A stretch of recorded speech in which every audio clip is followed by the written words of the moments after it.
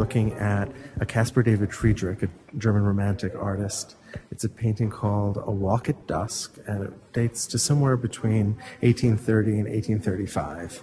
And it's so it's a late Friedrich. Yeah, it's a really and late one. Small. It's only maybe 16 by inches. 18 inches, something like that. Yeah, it's small. Yeah. And it's so recognizably a Friedrich. It's got this... A lone figure. A lone figure, and kind of twilight or dusk. Deep dusk. Yeah. And, of course, it's got a kind of Neolithic tomb or megalith or something. Right. Something. You've got a large stone placed on a series kind of coffin shape. That's right. A small figure of a man standing nearby, looking at the tomb. Yeah. Obviously contemplating mortality and the ancient the meaning of life, and whether there's life after death. The ways that we could sort of transcend the human lifetime in a number of different ways, right?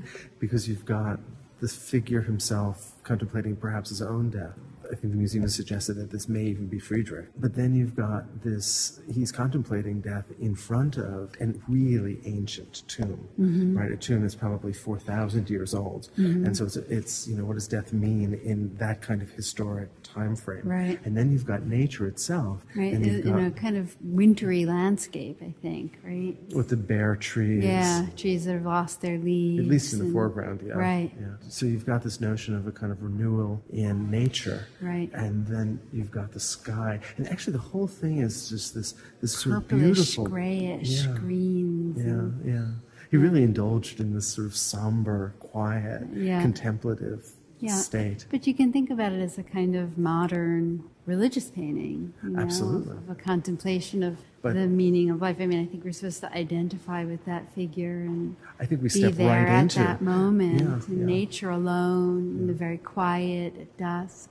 And in a way... The end of life, in a way, metaphorically. So do you think that that's the way that Friedrich wanted his paintings to sort of be approached quietly, perhaps individually? I think so, yeah. I'm not sure that the museum setting is exactly right for it, with the sort of noise of people in the public. Some of his paintings are actually quite altar-like in that sense, true. and so the contemplative and spiritual. And I think there's often a quality of that, and certainly we see that here. And then we've got the sort of offset. I mean, it's a really interesting kind of composition because you've got the small man placed in a diminished scale in nature, especially against the mass of that rock. You've got these trees that grow up from the rock, almost. That's right. And then, of course, you've got an image of the moon and a couple of stars or planets that maybe are just becoming visible as the night darkens. Yeah. It's quiet, it's beautiful, and it's this moment in history when this romantic moment when I think artists are looking for new ways of representing the spiritual.